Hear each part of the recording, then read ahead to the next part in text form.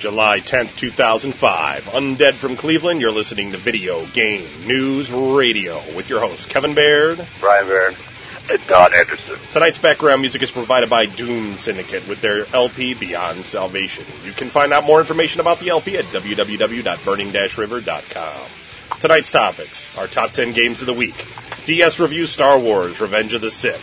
So yeah, that Gizmondo thing is coming out next month. Did you even know? PS2 review, Batman Begins. The Pirates Cove, CD Protection, a look at Starforce. Kevin's Hardware Musings, Revolution Controller Thoughts. Brian Baird's This Week in the World of Warcraft. Don and Brian's 5-minute movie review. Our PSP Contest, win a copy of the movie Saw. Xbox Contest, win a copy of Constantine. And our Schizo letter bag. So we had a little bit of an audio problem again, so... You fucked up. It was not my fault. It is your fault. We hate you. All right. Blame it on the rain. But we have a lot of email this week, so we're trying to trim out the bulk of the show to get to some of the email, and next week we'll have more of the crap that we already said this week. But let's go over our top 10 games of the week. Woohoo! Number 10. Number 10. Yeah, can you tell me what number one is? Yes. Number 10, PlayStation 2 Slim Design. Number 9, Halo 2 Multiplayer Map Pack, where Microsoft could have given you the game or the maps for free since you spent $50 on Halo, but they decided to charge you money for them. Yes. Number 8, Battlefield 2 DVD Edition. Number 7, Disney 5-in-1 TV game. It's that plug-and-play Disney game, but it's $5 now at Toys R Us instead of the $20 it used to cost. Number 6, World of Warcraft for the Macintosh and the PC. Number 5, The Sims 2 for the Mac. Do they even have World of Warcraft for the Macintosh? Oh, no, that's what it says here. Number 4, Grand Theft Auto San Andreas, complete with sexual minigame for the PC. Number 3, Guild Wars. Number 2, new on the chart this week, the PlayStation 2 NCAA Football 2006. Hey, Anderson, I don't know anything about football, but isn't it a little bit early to be releasing a college football game? There's nothing else going on, dude. That's what shocks me, because usually they wait till November, October, August, September, something like that, before the games start coming out, because they got them out for pre-orders at the stores and stuff now. Well, wouldn't you release Madden first? I mean, because I don't know. I mean, college football, it just seems like, why would you release that, first? Probably because there's no names, and they just use numbers, and it's a lot easier. And in Madden, you want to probably try to be as accurate as possible with the starting lineups and with who's on what team. That's a good point. I didn't think about that. You're now they can do recruiting. And number 1 on the chart is Nancy Drew's Secret of the Old Clock. And the reason Nancy Drew is number 1 is because Secret of the Old Clock was actually Nancy Drew's first book. So a lot of the old Nancy Drew fans are out to play it, I guess. Yes. But, it's crushing all the other game titles, so that's a bit of a shock this week. Not going to spend much time on this one. I played Star Wars Revenge of the Sith for the Nintendo DS, and basically you get to be either Obi-Wan or Anakin Skywalker and use your lightsaber to move from the left side of the screen to the right side of the screen as droids come at you, and you just chop them with the lightsaber. And as the droids get more powerful, they're just coming at you in different colors. So instead of being white, they become yellow, and then they're orange. And the game's very weak. You can play multiplayer with 2 people if you have 2 DSs and everything, but ultimately, not that fun. Not that fun of a game. Don't buy it. So the Gizmondo recently was released in Europe. It's that new handheld game system that costs $400. Or you can buy the one with commercials. The system plays commercials for you for $250, which is insane. And it's coming out next month, I think August 8th or 18th in the United States. And Tiger has basically said that they're streamlining their European offices in order to make room for the American launch. But in actuality, they're probably streamlining it because they haven't sold any in Europe. Plus, I don't even know what that would come out to in pounds. I think it would be like 4,000 pounds or something if you bought a Gizmondo. Yeah. And I think families would have to put a mortgage on their house. It's not worth it. It's not $400 wait, for a game. The American dollar, it's like $2 American to 1 English pound. Yeah. Well, all right. So they're probably paying £200. Whatever. You're right. Either way, it's like 5 weeks' salary. Yeah, it's way too much. I don't know what the hell I'm saying. Like I know anything about money conversion.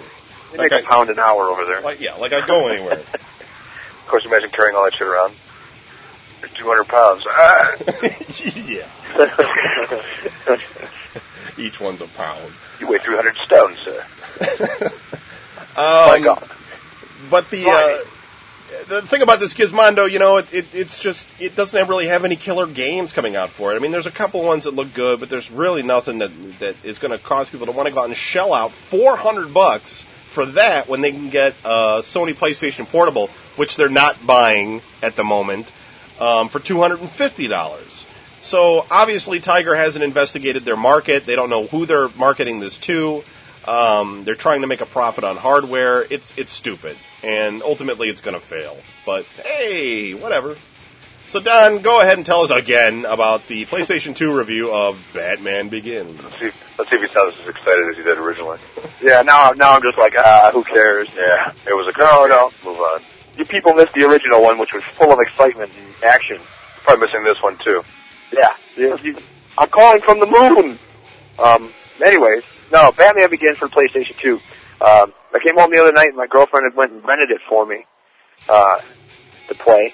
And it's basically I thought she bought it for you. No, she rented it for me. Oh, that's all right. No more late fees. You know what? At least she got you a game you like. She could have got That's what I'm saying. the Teletubbies. She could have got you Nancy Drew. Yeah. That would have been okay because it's number 1. Yeah, She goes, I got you Batman Begins. I couldn't find the Fabulous Four? I was like, no, it's Fantastic Four. But either way, it's the gay version. Yes, the Fabulous. Yeah. One of them's a flamer. Yeah. But anyways, onto the game. It's a third person, run around, bataranging, punching, kicking, hanging from rafters and grabbing people and scaring them and bat bombs and all that kind of stuff. I actually like it. It's actually pretty cool. I was actually playing it when I got the call here to do the show and was kind of disappointed. That he had to do the show.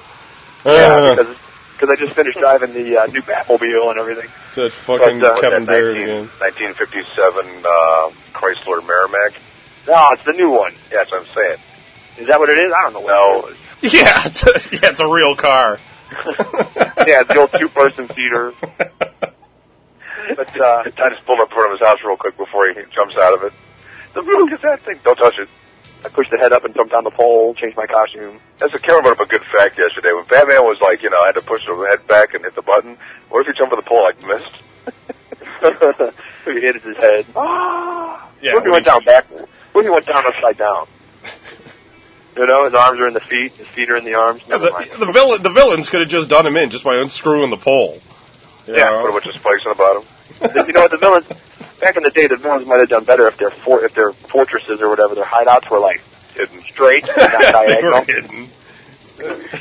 As opposed to in the abandoned factory, which Batman has the maps of all the abandoned factories. But anyways, your days are over, Joker. The game's actually pretty cool. I like it.